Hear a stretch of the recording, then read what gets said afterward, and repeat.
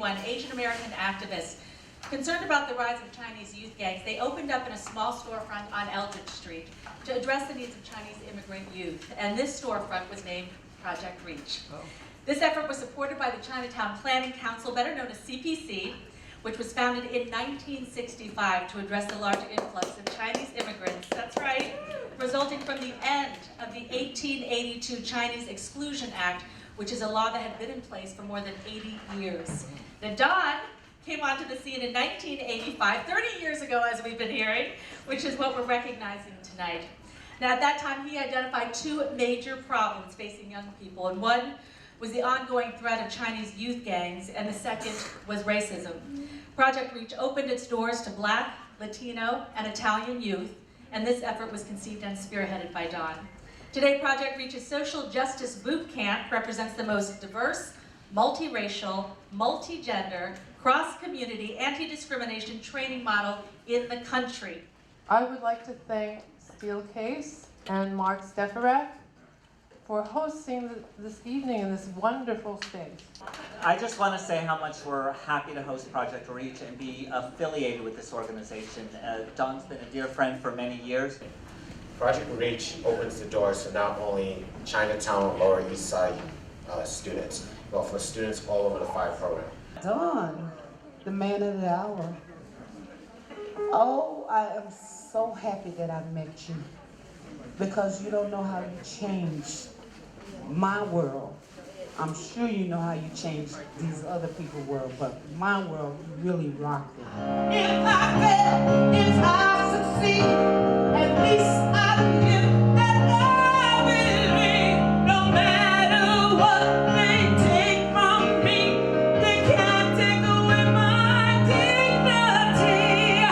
dignity. Today we honor Don and the organization for all their work through all the years here in this city, and we make the world better, sometimes one person at a time. Thank you, Don.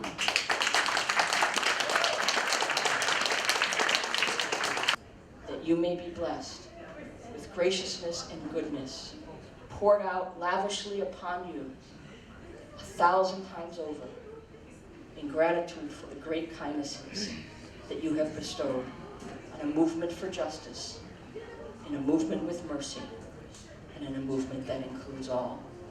May whatever diner you drive up to always have a table full and a great welcome.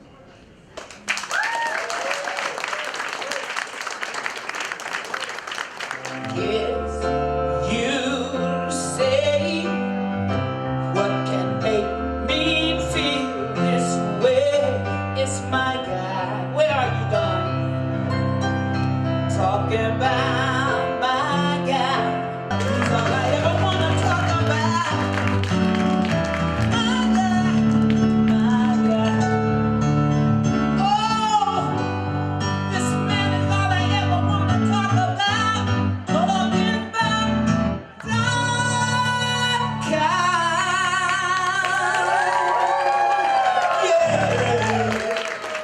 Reach's curriculums are things that we can take them to another level to open their eyes so that they can have a critical lens and create an analysis for themselves for all of the things that they've gone through. Because I bet if I twist Jim's arm, I get back to work tomorrow morning, I can boost him up. So who else wants to do something?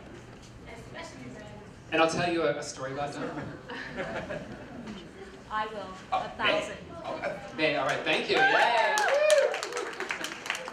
I'm a traditional artist from the Crow Nation, and I make traditional art and regalia, but I also am venturing into, fine art and conceptual work. We all congratulate Don for so many years of hard work. This is not easy to pull together, and he does it 365 days a year. Thank you very much.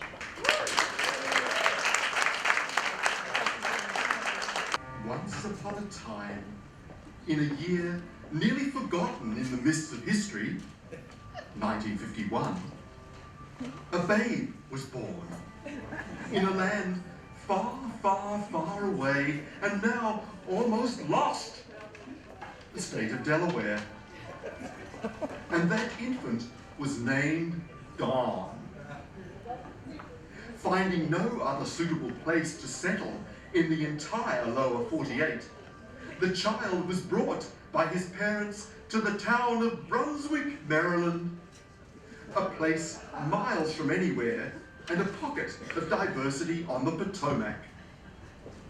Thus, when the cows arrived, the Asian population immediately jumped to 4 people, the size of his family. But cows will roam, and since then he's lived, worked and travelled all over the country.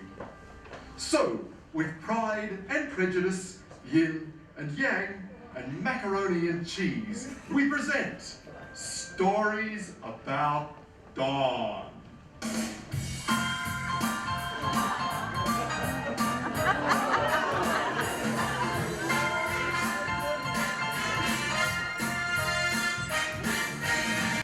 I'm not that familiar with Don's work. I haven't been a part of his career, but I've been a friend of his for many years, and there is something I do know. I know when you shake a man's hand, whether his word is gold.